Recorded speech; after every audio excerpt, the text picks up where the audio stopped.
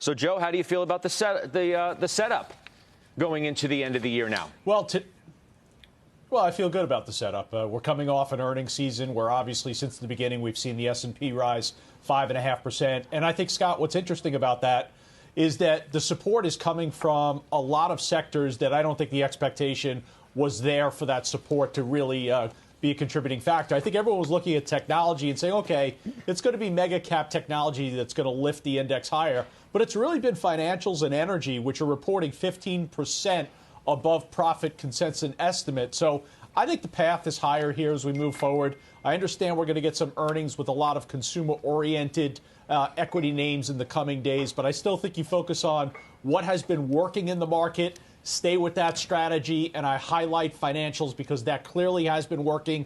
You're seeing evidence of that, and also energy, materials, and some of the consumer names that are working today as well. Pete, what we got? Smooth sailing now into the end of the year? Is that how the setup is to you?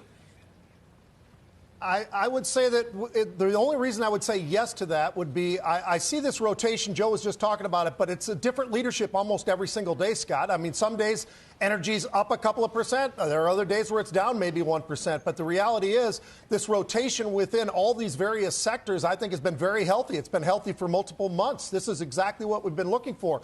Take a look at October, for instance. We started off the beginning of the month, concerns about the earnings, what was going to really happen, what were going to be the deliveries, different types of comps.